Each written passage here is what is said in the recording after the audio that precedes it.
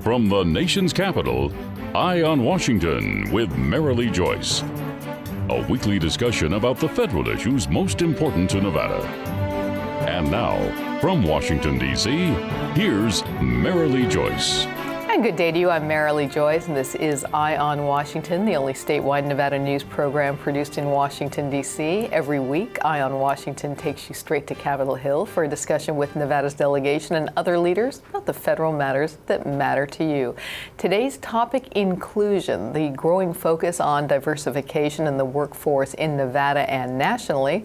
My very special guest today is Mr. Fred Keeton. He is the principal of Keeton Iconoclast, LLC. Thanks so much for being here today. Thank you for having me. Appreciate you coming. Go against the grain. Think about things in a markedly different way. That's what diversity is all about. Well, that's what my guest said about diversification and inclusion in a recent magazine profile. Today on Eye on Washington, we're going to learn why he believes a diversified culture can make or break a company's bottom line. We're going to find out the reasons one global CEO says diversity benefits business, and we'll look at congressional delegation members' inclusion-related work. Well, can embracing diversity and inclusion benefit a company financially? My guest, Mr. Keeton, says that he thinks it's proven. And in fact, in that article, which appeared in 7 magazine, he claims it led to casinos in Cleveland and Cincinnati win casino licenses. We're going to ask him how, but the point he makes in the press before the national organizations he serves is this: cultural dexterity has become crucial for the success and maybe survival of businesses today. Let's define things for purposes of our show today. Diversity can be used to differentiate groups and people from one another.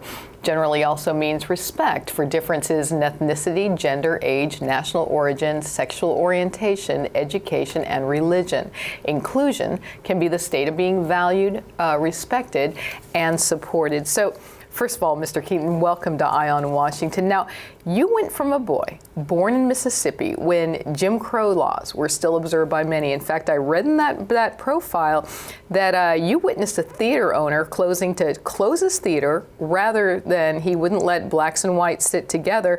And anyway, you went from witnessing all that to become one of the nation's leading diversity leaders. How did your childhood influence your career? Oh, so much. A big part of my childhood was having great parents. And my parents were born, my mom in 1914 and my dad in 1916. And they taught us vision. So always thinking about what's next, always thinking about the new possibilities, even though we were in a segregated environment, and it was legally so. The feds came in 1970-71 and forced us to integrate our schools. So up until that time, you'll recall, 1957 or 56, I believe it was, the Little Rock Nine. In 1954 was Brown versus Board of Education. We were a few years behind. I was 13 years old at the time. That 7 magazine article I mentioned, in it you say that diversity means more than hiring people from a variety of backgrounds. You say that it means, quote, becoming diverse by design. What does that mean? What does it encompass? So it means that how we think, our smarts, are driven 70% by our experiences and 30% by our DNA. And so the mixture of nature and nurture there is what gives us our diverse cognitive tools. So as you bring people in from different backgrounds, you mix and remix those tools, it helps you to view business issues differently, to essentially start an innovation process that's iterative depending upon who you have in a room and how you're mixing them. And like hotel rooms out in Las Vegas, we call it yield managing diversity. You've said that diverse backgrounds and approaches don't just feel good, that it makes good business sense. Why does diversity matter more than ever today to businesses? Well, the world is now totally networked.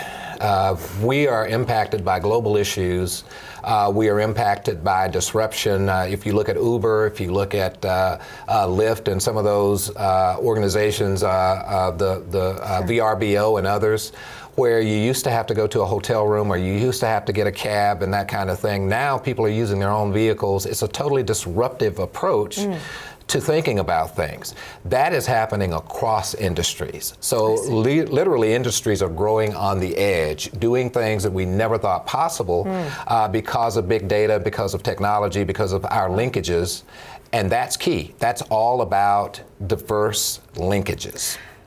You've said that I read something online that you might like. It said, diversity is being invited to the party. Inclusion is being asked to dance. How do you differentiate those two terms? Well, I look at diversity, which is a noun, and it simply means difference. So when we think about diversity, we think about not only people diversity, we think about hierarchical diversity, we think about functional diversity, departmental diversity, all of those with different people in them. That goes back to the traditional way of thinking about diversity, as well as simply their experiences, education, what I chose to be my profession. Sure. All of those we mix and remix to make our organizations work. So a corporation uses all of these different mindsets, legal, marketing, operations, to drive the outcome. That's what this is about. We're going to pick it up from there. That's so interesting. When we return, the consequences of being non-diversified as a business or organization. We're going to talk about the economic, strategic, and growth impacts of all this right after this. You're watching Eye on Washington with Marilee Joyce, brought to you by Caesars Entertainment, Las Vegas Sands Corporation, the Regional Transportation Commission of Washoe County, Las Vegas Convention and Visitors Authority, the Regional Transportation Commission of Southern Nevada, Jim Marsh Automotive, the Rogich Communications Group, and by Champion Chevrolet Reno. Safety. We all think about it. You think about it when he buckles in, when you check your mirrors and put away your phone. RTC thinks about safety too. In fact, we create it. Center turn lanes mean fewer blind spots. Bike lanes keep cyclists and you safe. Roundabouts reduce injury collisions. And all these crosswalks are designed to keep families like yours safe. Safety is your priority, and it's ours too. Every day, in everything we do. Want more federal news that affects Nevada, its businesses, and its residents? Then you need to subscribe to Nevada's Washington Watch newsletter, your sole source of online news direct from Washington, D.C. Visit joycecommunications.com and subscribe today.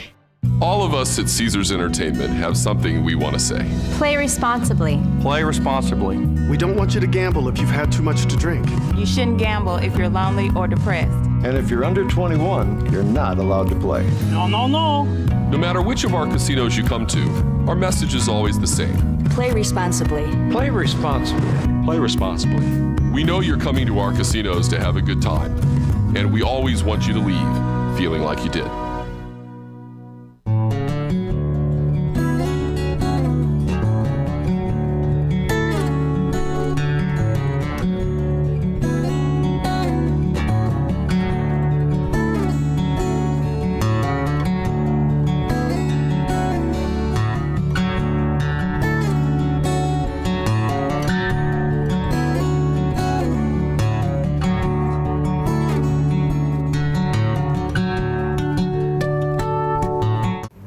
And welcome back to Eye on Washington and our look at efforts to ensure more diversification and inclusion in the workforce. Our special guest today again is Mr. Fred Keeton, the principal of Keeton Iconoclast LLC.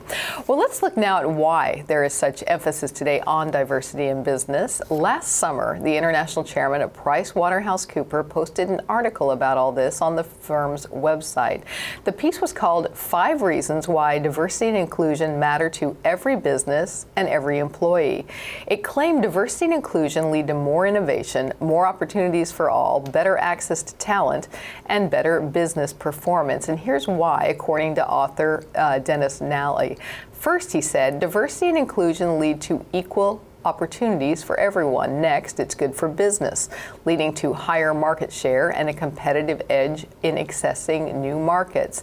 Then, without diversity, companies risk being out of date and losing out on attracting vital talent. Fourth are the societal impacts. He says diversity and inclusion mean growth to the economies in which the company operates. And finally, getting to know people from different backgrounds and experiences, we get another way of viewing things and another way of doing things. So, Mr. Keeton, the article points out that nowadays a company needs to priority diversity or find itself way behind. What do you say to that? I say that that's absolutely true. And again, using that definition of diversity that we talked about earlier, again, it captures the protected class issues that we've always thought about, traditionally race, gender, generations, that kind of thing. But it also captures the cross-departmental, cross-functional roles that we all play, because you have all of these mixtures. And in order to think about what a Southerner would put into the mix, in addition to a Northeasterner, in addition to someone from Bangladesh, because we have all of these people in the workplace now, and we've got to create the capacity for them to help us, again, to view the same thing we've been looking at, but to think about it differently. And picking up on what you just said, the many different groups, types of groups, subgroups within groups, et cetera, you know, regarding that equal opportunity, Nally says in that piece that things are better, but they're certainly not perfect. But he did laud the help women have had getting better jobs because of it. Are there groups benefiting more than others? Is it equal across the board? What are you seeing? What are you content with? What's still really missing? Well, I was always taught that excellence is not a destination, it's a new direction. It's not a parking lot, it's a highway. So as soon as we think we're doing well, somebody goes past us. There are differing areas of penetration in the diversity space. Some would say that majority women, white women, have made a tremendous amount of progress, even though there's much more progress to be made.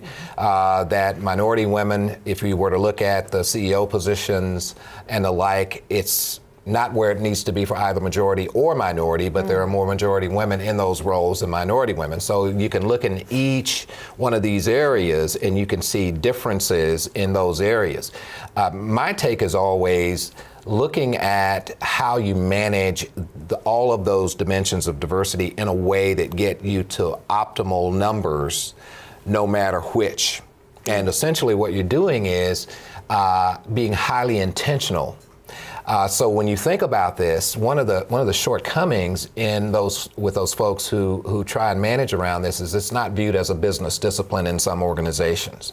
And it's not viewed as a business discipline because sometimes we'll make the blanket statement that diversity is good. Well, diversity simply is. It's not necessarily good. It's what we do with it that brings its value. And so sometimes we'll hear outside the arguments about it one way or the other, and that means that the leaders haven't really taken the time to mix and remix those people around either solving their hardest problems or taking advantage of their most complex opportunities in the organization. That's when it's most potent, and most of the time we don't think of it that way. You know, I want to take a second to point out, you're of course are based in Nevada. I know you spend a lot of time in Washington, D.C. because you're a national leader in this area. I know that you're co-chair of the American Gaming Association's Diversity Task Force. You're on the gaming board of the National Minority Supplier Development Council, which prioritizes diversity and inclusion. But and other places as well. But you're here the week we're taping this show for a big function in Washington. Yes. Tell us about it. I am here supporting the U.S. Black Chamber this week. Just left a panel, speaking on a panel to get here. And one of the things I'm so proud of is Caesars is one of my clients, and it continues to be. And we'll be in Atlanta next at the U.S. Pan-Asian American Chamber of Commerce in support of that organization, and we'll be at the Women's Business Enterprise Network Council in support of that organization before long. So as we are supporting these organizations, we're supporting talent. We're helping them to optimize the talent. So a lot of times you'll hear companies simply talk about attracting and retaining top talent. You have to get to the third element of optimization. How do you get the most out of all of those folks? And so you're creating a growth capacity mindset in your organization that says everybody can get smarter. So how do we facilitate that getting smarter? Because that enhances your culture. If you have a culture where people aren't in a fixed capacity mindset, which means they're hiding from things that are wrong, they're hiding from the effort, they don't want to be seen as having made a mistake. If you're going to drive outcomes through inclusion, there will be some mistakes because you're trying new things. The thing is, you want those to be calculated. You want those to be mistakes that were based on a business premise that had a huge upside potential. I know you've done a lot of work with Caesars, especially in the past. What improvements and benefits have you seen there since they've gotten so serious about the D&I model? Well, I'll tell you, the D&I model at Caesars when I left, and I was there 31 years, it's all about how to optimize talent. It's all about how we bring different folks together. And when I say that again, I do mean, yes, race, gender, all those protected class issues you typically think about, but there are times when we'll say we need to put together a diverse by design team, and we'll bring somebody from marketing, somebody from finance, somebody from areas away from the subject matter, because the further away you get from your problem or opportunity with relevance, the more likely you are to get to a breakthrough. And so when I say the further away, when people can look at that and not be caught up in tradition, convenience, and personal preference, which is what the people who work on it every day get caught up with, then you get to new ideas. Excellent. When we return, what's happening on the Hill regarding diversity and inclusion? We're going to find out right after this. Stay with us.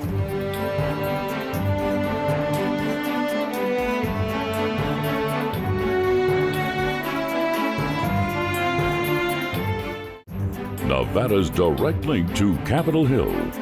Eye on Washington with Marilee Joyce. The only statewide Nevada news show based in Washington, D.C. All the top federal matters that matter most to Nevadans. Marilee talks with our congressional delegation and other leaders about the federal news you need to know. Eye on Washington with Marilee Joyce. Nevada's Eye on Capitol Hill.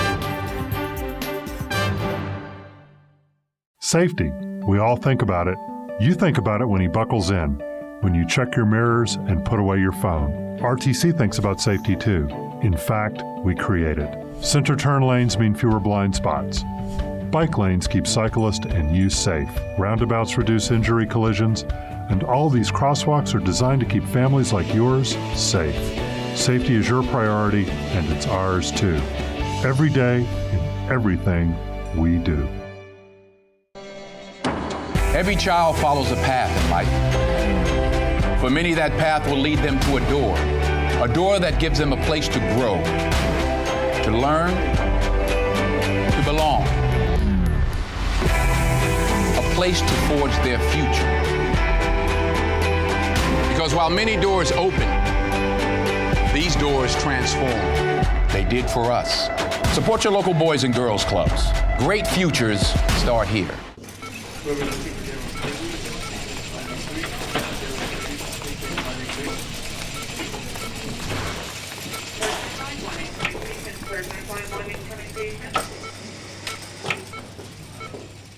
All of us at Caesars Entertainment have something we want to say. Play responsibly. Play responsibly. We don't want you to gamble if you've had too much to drink. You shouldn't gamble if you're lonely or depressed. And if you're under 21, you're not allowed to play. No, no, no. No matter which of our casinos you come to, our message is always the same. Play responsibly. Play responsibly. Play responsibly. We know you're coming to our casinos to have a good time, and we always want you to leave feeling like you did.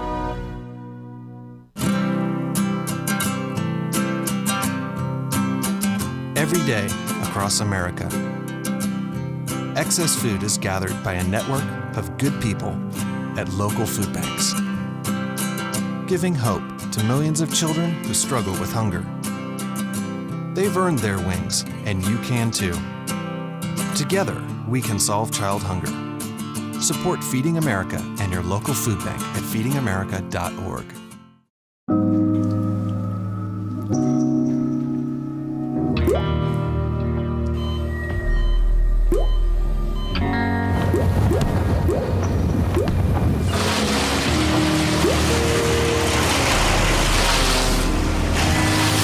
There are a million places you'd never consider texting. So why would you do it while driving? Leave risky driving to the professionals. Stop the texts, and together we can stop the wrecks. And welcome back to Eye on Washington, our discussion of diversity and inclusion in the workplace. And we've been visiting with Fred Keeton, the principal of Keeton Iconoclast, LLC. In 2007, when he became majority leader, Nevada U.S. Senator Harry Reid led an effort to identify and hire a more diverse workforce. This Senate Democratic initiative became a resource to assist offices in this endeavor. In addition, it helped those wanting to work on the Hill to understand and navigate the job search process. When he started it, then Senate Democratic leader Reid said his aim was to develop a Senate workforce that reflected the diversity of the nation and was demographically representative of the constituents that senators serve.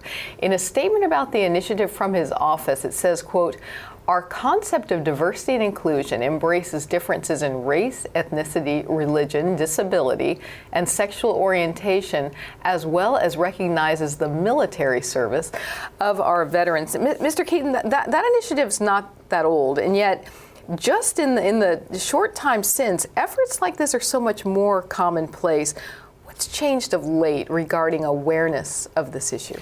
I think we see these issues coming up every which way, where businesses may have been, and other organizations, be it police forces or whatever else, they've had issues that may have been historic, but have never been in this world of ours that really, again, the technology captures everything now. Sure. And it captures it in the way that we communicate, it captures it in the way that the news flows, and the news comes from individuals now, not just from the news services. So this has become a top of mind issue from a media perspective, but it's always been an issue that we've needed to manage to drive better outcomes. I would tell you that perspective is key. Interpretations are key. When we have people from different citizen bases, we're all Americans, but we are living in different geographies, different sets of circumstances. Sure. The mix of that is what gives us our smarts. That's what differentiates us, and it has differentiated us from other countries since we were formed. Now, we have evolved to the point where we're much more inclusive now than we were before, but that was the premise. The premise of democracy is that we're going to have all of these different ideas come in, and that we're going to collaborate in a way to drive the very best outcome from this compendium of ideas. That's what democracy is about. That's what inclusion is about. Sure. Yes. You know, Senator Reid's not alone, of course, on the work on this issue, but before this effort, before 2007, was there a widespread push for D&I on the Hill, and was it a very big issue for Congress yet to focus on for the country in general? Well, it's the funny thing about this topic is it's an extremely dynamic and evolutionary topic. It is not where it was a few years ago, where when you mentioned whatever, it was all about affirmative action. It was all about that particular mindset. The way that this has evolved now is it really captures what we need to do in order to drive better business outcomes, because remember, we're global. Okay. All right, we're going to pick it up from there, because when we return, we're going to ask Mr. Keeton what's most needed from Congress regarding diversification. He's going to tell us right after this.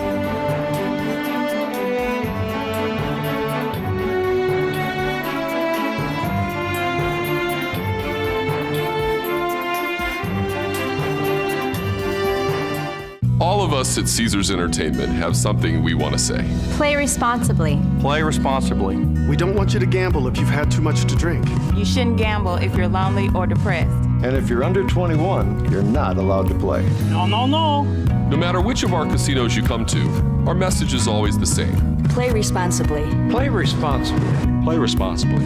We know you're coming to our casinos to have a good time, and we always want you to leave feeling like you did. Nevada's direct link to Capitol Hill. Eye on Washington with Marilee Joyce. The only statewide Nevada news show based in Washington, D.C. All the top federal matters that matter most to Nevadans. Marilee talks with our congressional delegation and other leaders about the federal news you need to know. Eye on Washington with Marilee Joyce, Nevada's Eye on Capitol Hill.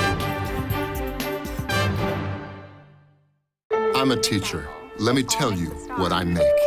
I make learning a privilege, not a chore, and frustration a tool, not an obstacle. I make working hard seem easy and giving up impossible. I make an old subject feel like a fresh thought and unconventional methods common. I'm a teacher. I make more. Safety. We all think about it. You think about it when he buckles in, when you check your mirrors and put away your phone. RTC thinks about safety too. In fact, we create it. Center turn lanes mean fewer blind spots. Bike lanes keep cyclists and you safe. Roundabouts reduce injury collisions. And all these crosswalks are designed to keep families like yours safe. Safety is your priority, and it's ours too. Every day, in everything we do. A family's presence in the hospital helps children heal faster and cope better. But children who need specialized medical care are often sent out of the Reno area for treatment. Costs can get unmanageable, and it can be difficult for families to accompany their sick child. The Travel for Treatment program, presented by Ronald McDonald House Charities Northern Nevada, gives parents travel assistance when a child's medical treatment is not available at a local hospital. Please contact us today for more information and to see how you can help. Donate online at rmhc-reno.org. Want more federal news that affects Nevada, its businesses, and its residents? Then you need to subscribe to Nevada's Washington Watch newsletter, your sole source of online news direct from Washington, D.C. Visit joycecommunications.com and subscribe today. And we're back with our closing segment of today's Eye on Washington. Mr. Keeton, as you and my audience knows, this is a federally based show, how it affects the state. So let's close on a kind of federal government thing. What's still needed from the federal government regarding diversification and inclusiveness? And specifically, if you want, what would you want to see Nevada's congressional delegation focus on to help ensure Nevada has a diverse workforce? I think we still have the challenge of how we ensure that we are recruiting appropriately, recruiting talent from wherever we find it, which is key. And I think really understanding why we do that beyond how we've simply thought about making sure that we had women or minorities or generational diversity or LGBT diversity and that sort of thing, but really understanding that it's about being smarter. It's about creating a better state of Nevada, and it's about taking all of those folks and creating a brain trust that gets us out in front so we're preemptively thinking differently about what we can do to make the state better. That really is it. That's excellent. Great show today. Very, very great information for the audience. Thanks for being here. Appreciate it. That is it for today's Eye on Washington, but we are always here for you, providing all the latest news from the Hill that Nevadans need to know. You can just go to our website, joycecommunications.com. You can check out all the federal issues that impact Nevada. Like us on Facebook. You can follow me on Twitter. And catch up with any shows you may have missed on our YouTube page. Thanks for joining us today on Eye on Washington. I'm Marilee Joyce in Washington, D.C. I hope you have a great day today.